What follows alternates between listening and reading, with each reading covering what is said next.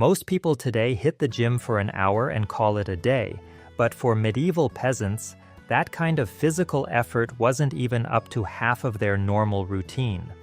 They got up before the sun, not to sip coffee or take a cup of creatine drink like we do now, but to start plowing, digging, and planting in fields that were 70 to over 200 times larger than your local gym. Whether it was weeding under the hot sun or harvesting heavy bundles of crops by hand, their bodies were constantly in motion, and this didn't happen on some days. It was every single day, from spring planting to the final autumn harvest. And it built stamina most of us can't imagine.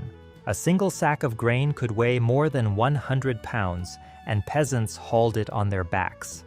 From chopping wood and lifting tools to carrying baskets, they were doing what we now call strength training, but with no warm-ups, breaks, or gym equipment. It wasn't only the men. Peasant women were just as active. They fetched water from wells that were often far from their home. Balancing buckets on their shoulders or dragging them by hand, they washed clothes by scrubbing them in cold rivers, and they knelt for hours while twisting and rinsing thick cloth. Grinding grain into flour took serious arm strength, especially using a handheld quernstone that felt like pushing a giant round brick for hours on end. Then there was attending to the children, helping in the fields, cooking over open fires, and maintaining a household with no modern tools. If you think lifting dumbbells is hard, then you'll find it difficult to imagine doing all this all day long, with zero time off and no one coming to help when your back gives out. But if there was one job that pushed the bodies of medieval peasants even harder, it was gathering wood. In the cold months, having firewood was the difference between surviving the winter and shivering from cold in your sleep. Peasants had to trek miles into forests, chop down trees using simple iron tools, then carry the logs back on their backs or drag them through the mud. They didn't have roads or carts, so this was their method of transporting the wood home. This wasn't a one-time task. They had to do it every day.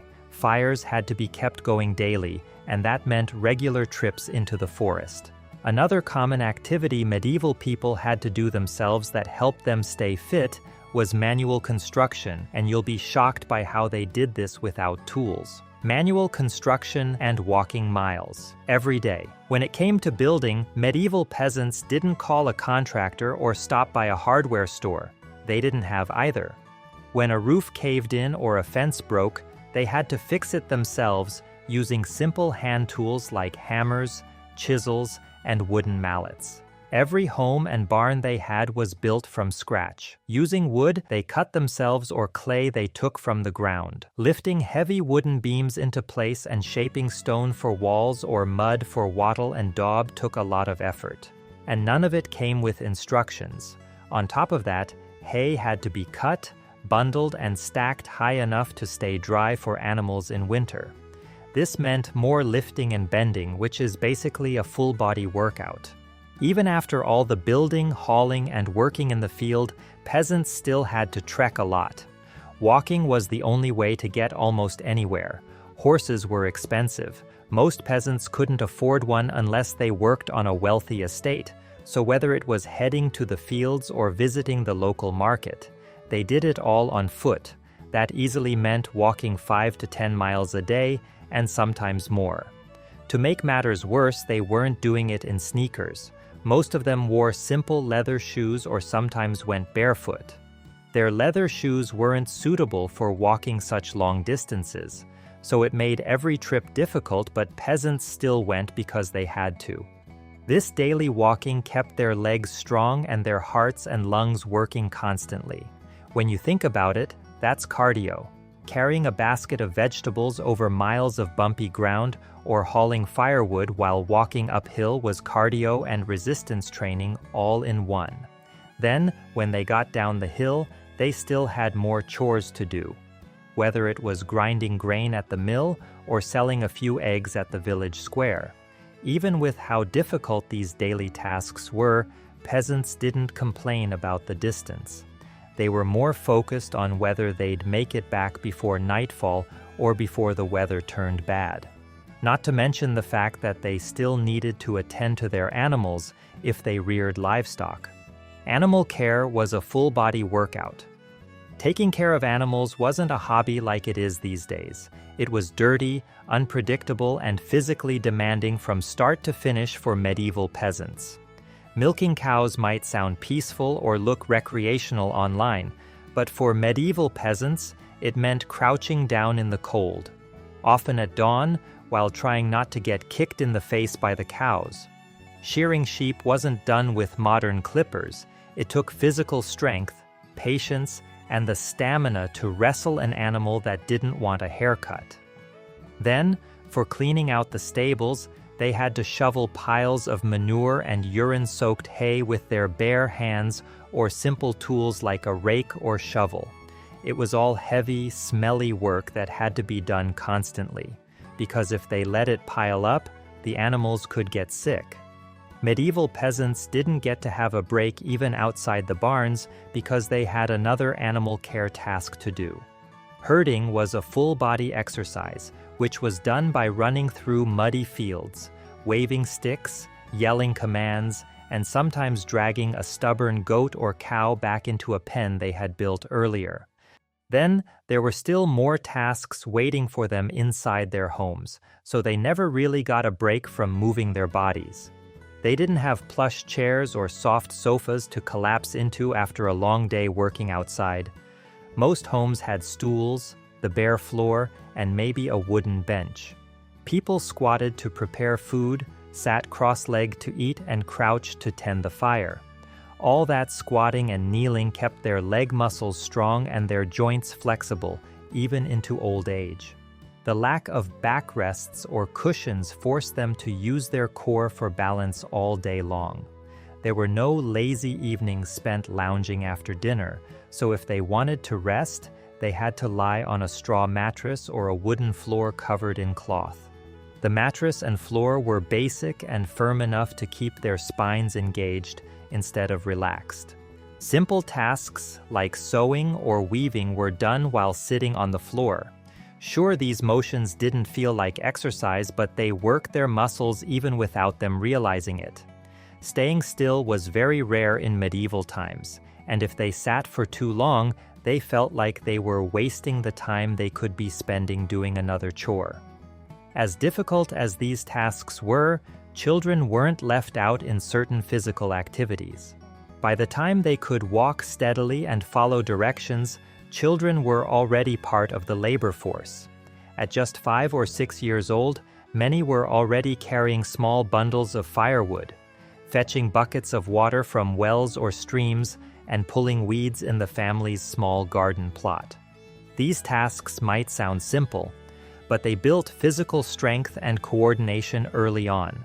By their teenage years, most of them were lifting, hauling, planting, or tending animals with adults.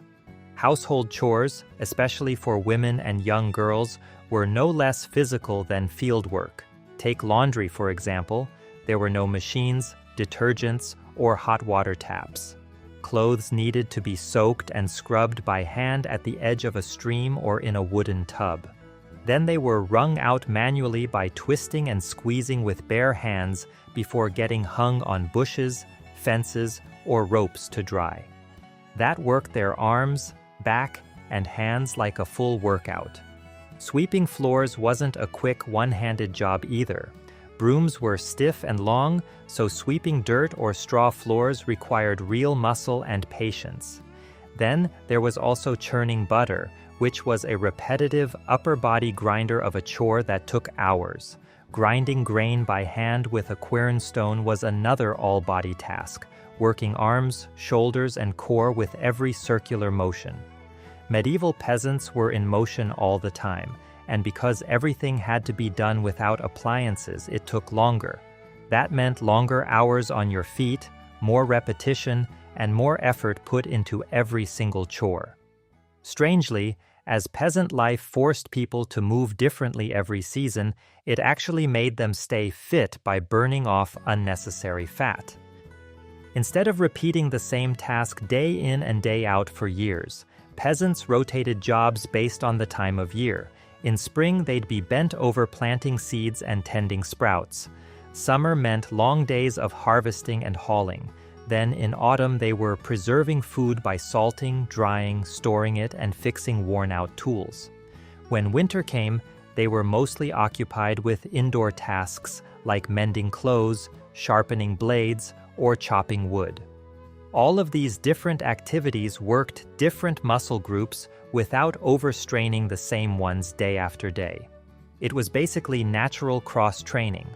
That kind of built-in physical rotation gave their bodies the chance to recover early. Without even realizing it, they were preventing overuse injuries, which is the same practice modern athletes try with different workouts at the gym. Their diet also helped to really keep their bodies lean and strong. They ate mostly what they grew. These were grains like barley or rye, along with beans, cabbage, leeks, onions, and root vegetables. Eating meat was pretty rare among medieval peasants, and it was usually reserved for special occasions or the very lucky ones. Then, when religious seasons like Lent came, they fasted. They didn't snack between meals or have high-calorie treats, which we now take to gain or maintain our weight after workouts. They didn't have any of those. With that kind of limited, mostly plant-based diet, combined with the constant physical labor, it's no surprise their bodies stayed slim and their muscles were defined. Not that they were aiming for six-packs or toned legs, they just didn't have the means or the lifestyle to gain much fat in the first place. Then, of course, none of their food came wrapped in plastic. There were no chips, soda, sugary cereal, or frozen dinners. Everything had to be prepared by hand and from scratch. Just getting food from the garden to the table meant digging, chopping, grinding, cooking, and cleaning, all with simple tools that required real physical effort. On top of that, they had no chairs with armrests, no couches to sink into, and no screens to zone out in front of like we do nowadays. But how did they keep getting up every day to do these activities without having rest days? Discipline. This was the drive behind their physical strength and endurance. Medieval peasants didn't have motivational journals or podcasts to get them up for the day. They knew the tasks needed to be done, so they often stayed disciplined to get things done. Besides their own efforts, life in medieval times gave them no choice. They lived with the constant stress of war breaking out at any time, crops failing, or a plague suddenly spreading in the village. So they knew they had to get these tasks done before something unexpected prevented them. They learned to push through exhaustion and pain because they knew there was no one else to finish the job.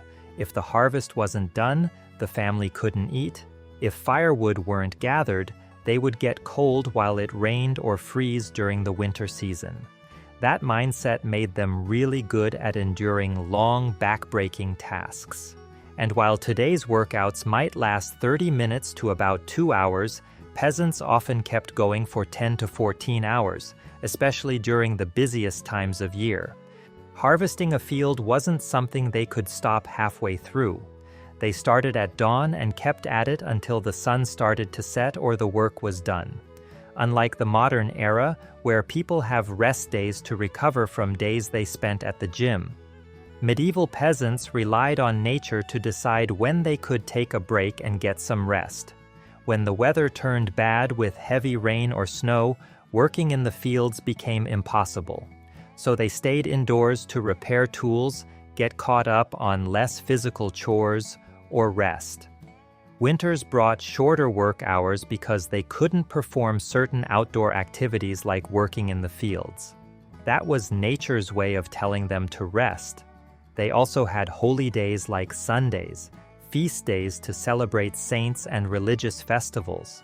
This often meant a full day of rest from outdoor chores or work. These forced breaks helped their bodies recover, even though they weren't doing it intentionally for self-care. In a world without modern medicine, these natural breaks help them avoid total physical burnout. We don't just have written records to prove all of these ways, medieval peasants stayed fit. Archaeologists have studied hundreds of medieval peasant skeletons, and the physical evidence shows they lived a life of constant movement and heavy labor. Their bones were thick and strong, especially in the arms, legs, and spine. This could only be achieved through years of carrying, lifting, and walking. So while they didn't own gyms or any modern workout equipment, medieval peasants stayed fit and maintained this fitness for years. Would you have survived these tasks? Let us know in the comments.